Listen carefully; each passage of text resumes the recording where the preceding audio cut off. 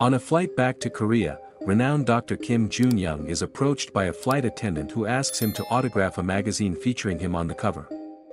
His colleague, Yong-sun, urges him to oblige and even snaps a photo of the moment. Once the flight attendant leaves, Yong-sun reminds Jun-young that they're running low on donations, and moments like this serve as great publicity. About half an hour later, after the plane lands, Jun-young checks his phone and realizes that his daughter Eun-young hasn't responded to any of his messages.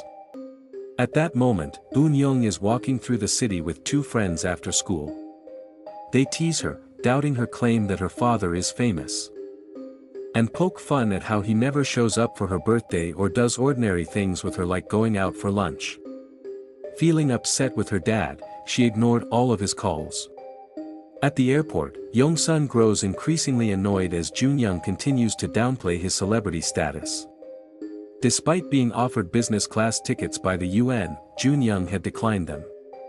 Now, he also refuses to use the VIP exit, insisting on keeping things low profile. As they head out through the regular exit, they hear a mother frantically calling for help for her child. Without hesitation, Jun-young rushes over and, within seconds, saves the boy by helping him dislodge the piece of candy stuck in his throat. He doesn't stick around for photos, he quickly leaves, still trying to reach his daughter, but she continues to ignore his calls. Growing more anxious, Jun-young gets some help from Yong-sun, who hands him a bag of chocolates and candy to give to Eun-young. Yong-sun also urges him to make things right not just with his daughter, but with their struggling business as well. Jun-young is puzzled by Yong-sun's words, until he spots the crowd of reporters waiting at the gate. It turns out Yong-sun had arranged a brief press conference without telling him, knowing Jun-young would have refused. The airport has set up a small space where he can speak to the media about his work with the UN over the past 3 years. News of Jun-young's arrival is broadcast across multiple channels, including the one playing on the TV at the arcade where Eun-young and her friends are hanging out. Seeing him on screen, her friends finally believe that her dad is actually famous, and Eun-young lets herself feel a moment of pride. But that pride quickly fades when Jun-young mentions that her illness 3 years ago inspired him to begin his volunteer work. Trying to smooth things over, Yong-sun quickly adds that Eun-young is perfectly healthy now, just a bit moody. This embarrasses her in front of her friends, souring her mood once more. After the press conference ends, Jun-young finally receives a text from his daughter, scolding him for embarrassing her and making him swear to be on time or she'll leave. He manages to lift her mood slightly by promising to bring plenty of gifts and to be punctual. Jun-young gets in his car and heads out to meet his daughter, facing only a brief delay at the toll booth when the attendant drops his change and has to recount it. He nearly arrives on time, but just as he nears the meeting spot, he comes across a traffic accident and pulls over to offer assistance. The car involved in the accident is a taxi. Jun-young carefully helps the driver out and then checks on the passenger, a woman who has already passed away. When the paramedics arrive, he updates them on the driver's condition before calling his daughter to let her know he'll be late. However, a man answers the phone and informs him that she has been in an accident. That's when Jun-young realizes the person hit by the cab is Eun-young. Before he can even react, he blinks and suddenly he's back on the plane, with the flight attendant standing before him, asking for his autograph. He plays along and signs the magazine once more, but can't shake the unsettling feeling that his day is repeating itself. Yong-sun says the exact same things, predicts the child choking on candy, and reminds him the press conference is waiting at the gate. This time, the situation rattles him so much that he can't even complete the interview. Instead, he heads straight to the parking lot and texts Eun-young, trying to persuade her to let him pick her up. She refuses and tells him to meet her at their usual spot.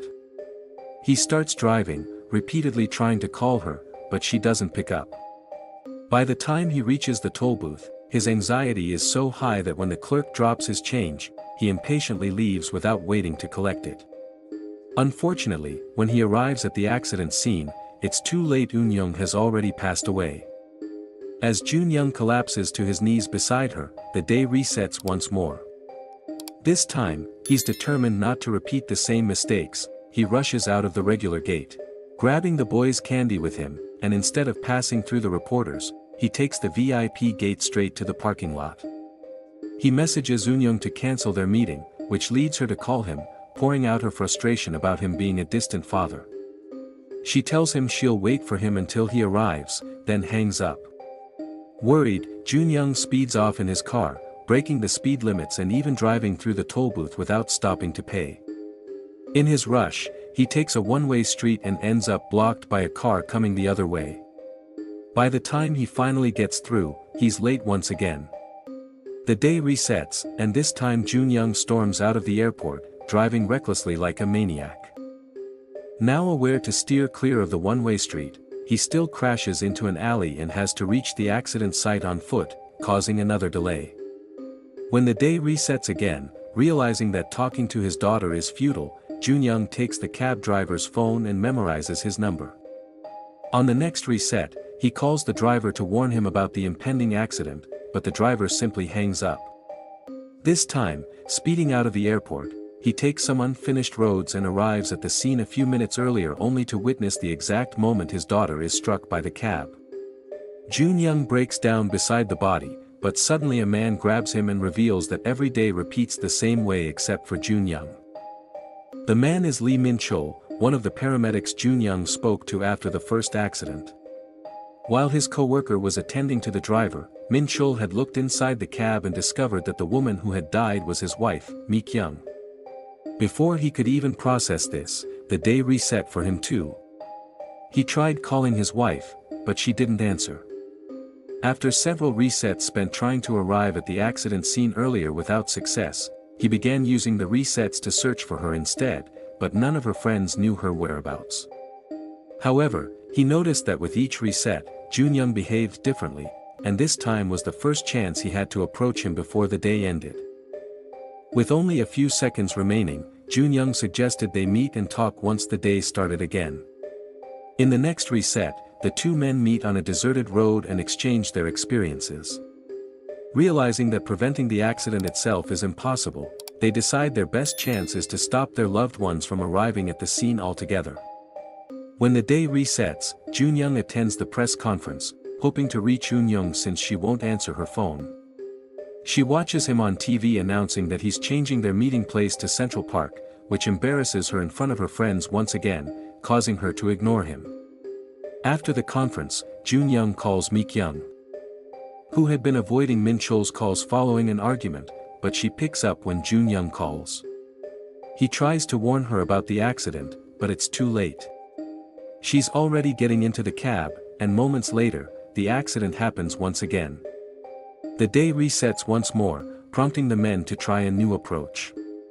During the conference, Jun-young speaks to Eun-young again, but this time he not only changes their meeting spot, he also tells her he loves her and promises he won't be late. His words soften her, making her more willing to accept the change. Meanwhile, realizing they can't prevent his wife from getting into the cab, Min-chul decides their best option is to stop the cab itself. He injures himself by hitting his head with a brick, then goes to the police claiming he's been a victim of a hit-and-run, and provides them with the cab's license plate so they can intercept it. While waiting for the police to take action, Min-chul recalls the argument he had with Mi-kyung the day before everything began. They had disagreed about having a baby. Mi-kyung wanted one immediately and was even ready to pause her studies and work, but Min-chul disagreed. He also wanted children but felt they should wait a few years until he earned his promotion. By the end of their argument, Mi-kyung had stopped speaking to him. Shortly after, the police and Jun-young arrive at the accident site, but find no accident has occurred. Believing they've averted the tragedy, Jun-young calls Min-chul to suggest they meet later to celebrate, then heads to the park to meet his daughter. Meanwhile, the police locate the cab and, as they approach, the driver speeds away. The officers give chase, and Min-chul hears the pursuit over the ambulance's intercoms, prompting him to head to the park too. As Jun-young searches for his daughter in the park, he gets a call from an unknown number, the taxi driver. The driver tells him he saw the press conference and knows about the changed meeting spot, which means Eun-young is now destined to die there instead of on the street, where she originally should have died 3 years ago. Growing desperate, Junyoung dashes through the park, checking every young girl until he spots his daughter just as the taxi arrives. He places himself between the car and Eunyoung only for the day to reset once again. When he wakes up, Min-chul calls him to share a crucial discovery. After the crash at the park, he inspected the back of the car and found that his wife had already been dead before the accident. The taxi driver is deliberately killing Eunyoung and Mi-kyung, and the day keeps repeating for him too, which is why they've been unable to stop him. The two men decide to investigate someone they encountered 3 years ago who might be responsible. Junyoung accesses the hospital database where he used to work. Still able to get in without issue, while Min-chul returns to the police station, this time knocking out an officer with the brick and using the computer to dig for information. 3 years earlier, Eunyoung had been gravely ill, and a heart transplant was her only chance to survive. She and Junyoung were overjoyed to believe they had found a donor. However, Junyoung's happiness soon turned to frustration when he discovered that the deceased child's guardian had refused to donate the child's organs. Meanwhile, Min-chul was making his rounds in the ambulance when he got momentarily distracted, nearly causing a collision with another car. He managed to avoid the crash just in time, but the other vehicle veered off the road and crashed. Min-chul quickly checked on the victims and rushed them to the same hospital where Eunyoung was awaiting a heart transplant.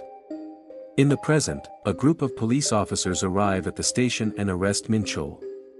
However, before the day resets again, Min-chul catches a glimpse of the name of the crash victim from 3 years ago on the computer. It's Lee Kong-sik, the same man driving the taxi. Every morning, Kong-sik wakes up feeling depressed and watches on TV that Junyoung will be holding a press conference at the airport. Knowing Junyoung is back in the country, Kong-sik sees this as his chance to make a move. Knowing the name of the taxi driver, Junyoung visits Kong-sik's apartment and finds it deserted. However, he discovers Kong-sik's hospital documents from 3 years ago, along with photos of his son, Lee Haru, whose name means day. Junyoung then recalls the rest of that day and shares the full story with Min-chul when he arrives at the apartment. On that stormy night, Haru arrived at the hospital too late. He was already brain dead. Kong-sik was unconscious following surgery and couldn't give consent to donate his son's heart, so Junyoung forged his signature, pressing the sleeping man's fingertip onto the paperwork to make it official.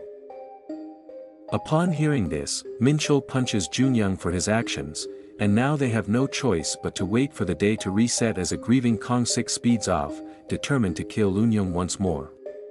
When the day restarts, Min-chul hurries to the accident scene, hoping to reach Kong-sik and plead with him to spare Mi-kyung, who is innocent in all of this, but Kong-sik is unconscious. Unlike his usual routine, Junyoung doesn't leave the airport. Instead, he stays in his car and watches the video Eunyoung sent him the night before her surgery. After submitting the forged paperwork, he had left the country to do volunteer work and didn't stay to witness his daughter's recovery. The weight of his guilt was overwhelming. After yet another reset, with Min-chul still unable to find his wife and Junyoung's indifference fading as he nearly lets the boy choking on candy die, the two men come together to talk over the situation. Junyoung hopes to save Kong-sik by apologizing and seeking his forgiveness, believing this might stop the killings. However, Min-chul disagrees, wanting to kill Kong-sik for what he's done but only after finding his wife. With that, the two men go their separate ways. Min-chul returns home to look for clues about Mi-kyung's whereabouts. Just as he's about to give up, he notices something on her calendar. She stopped marking the dates of her period months ago. It finally clicks, Mi-kyung is pregnant. Their recent argument about having a baby makes sense now, and the reason he hasn't been able to find her is because she's at the doctor's office for a prenatal ultrasound. Min-chul begins calling various obstetricians' offices, hoping to track down Mi-kyung. At the same time, Junyoung heads to the accident site and, before the paramedics arrive, he places Kong-sik's body in his car. He takes him to his old hospital, administers a couple of injections to stabilize him, and then sincerely apologizes for everything he did. At first, Junyoung believed the time loop was a blessing from God, an opportunity to save his daughter, but now he sees it as a curse, forced to watch her die over and over. He confesses to Kong-sik that he acted out of desperation that night, insisting any father would have done the same. Kong-sik agrees, saying he would have done the same in Junyoung's position. But that also means Junyoung should be able to understand his pain, because if their roles were reversed, he too would be seeking revenge. Kong-sik admits that he hesitated many times before going through with killing Eun-young, but the memory of Haru always pushed him forward. He confesses that he'll never stop killing Eun-young. Junyoung pleads with him to take his life instead, to end it with him, but it's already too late. Kong-sik is dying and no longer able to speak. Min-chul calls Junyoung to tell him he's finally found his wife, but he suddenly freezes in shock when he checks his watch. The day is lasting longer than usual. At the same moment, as a group of officers storms into the room to arrest him, Junyoung finally realizes the true trigger of the time loop: the day resets each time Kong-sik dies. When the loop restarts, Min-chul rushes to the obstetrician's office to find Mi-kyung. But as he arrives, he overhears her talking about possibly terminating the pregnancy. Now, he can't shake the image of how heartbroken and lost she seemed before each of her deaths. He calls Junyoung to share what he's learned and, despite Junyoung's urgent warnings, insists he's going to kill Kong-sik, then hangs up. Junyoung, still remembering Kong-sik's number from an earlier loop, quickly dials to try and warn him, but it's too late. Min-chul is already getting into the cab. He stabs Kong-sik in the shoulder, and the two men begin to struggle as Min-chul desperately tells him about Mi-kyung's pregnancy. But Kong-sik remains unmoved, coldly reminding him that on the night of the accident, Min-chul initially ran away and only returned moments later to help them. He says that if Min-chul hadn't hesitated, his son might still be alive. The two men begin attacking each other using parts of the car, until Kong-sik finally overpowers Min-chul and throws him out of the taxi. Once free, Kong-sik speeds off, determined to reach Eun-young at the usual time. Junyoung is also rushing to the scene, and this time, he arrives just in time to prevent the accident. He positions his car between Eun-young and Kong-sik's taxi, shielding his daughter and causing the cab to flip over. After guiding Eun-young to a safe place and asking her to stay put because he has something important to take care of, Junyoung returns to the overturned cab and attempts to pull Kong-sik out, but it's a struggle, as Kong-sik's leg is trapped in the wreckage. Kong-sik doesn't understand why Junyoung is trying to save him, so Junyoung explains that the day resets every time Kong-sik dies, meaning the time loop was created by Haru, who now lives on through Eun-young. Taking Eun-young's life, and with it her donated heart, would be like killing Haru all over again. Just then, a furious Min-chul arrives in his ambulance, prompting Junyoung to quickly pull Kong-sik from the wrecked cab before Min-chul can run into it. Refusing to give up, Min-chul grabs his knife and heads toward Kong-sik, but Junyoung tackles him, trying to hold him back. During their scuffle, Min-chul accidentally stabs Junyoung, who, despite his injury, insists that Kong-sik must not be killed even if it costs him his life, because it means Eun-young, Mi-kyung, and her unborn child will survive. Meanwhile, Kong-sik spots Eun-young nearby. With Junyoung's words still resonating in his mind, he slowly approaches her, recalling how she had spoken to him in the hospital, asking him to live because Haru still lived on within her. Finally recognizing his son in Eun-young, Kong-sik embraces her. When he sees the car behind them catching fire, he turns and shields her from the explosion, triggering another reset. But this time, it will be the last, because now, all three men know what must be done. Min-chul waits outside the obstetrician's office for his wife, and after sincerely apologizing for how he acted, he tells her he's ready to have the baby. When Mi-kyung receives a message from an unknown number that simply says "I'm sorry," she smiles and tells him the baby is a girl. Min-chul suggests they name her Haru. Kong-sik visits Eun-young and shows her a photo of Haru. She's happy to finally meet him and asks Kong-sik what Haru's favorite food was. When he says chocolate, Eun-young laughs. She used to hate sweets, but ever since her surgery, she's constantly craving chocolate. Kong-sik also receives a text message that simply says, "Thank you." Meanwhile, at the airport, Junyoung shares what he did with Yong-sun. Although Yong-sun is upset, she believes it should be left in the past now that it's over. However, Junyoung doesn't listen. When the press conference begins, he publicly confesses his crime in front of the cameras for the whole world to hear. And that's where the story ends. If you like this video, don't forget to hit the like button and subscribe. Also hit the notification bell to get updated on every video that we upload. Thank you and have a great day.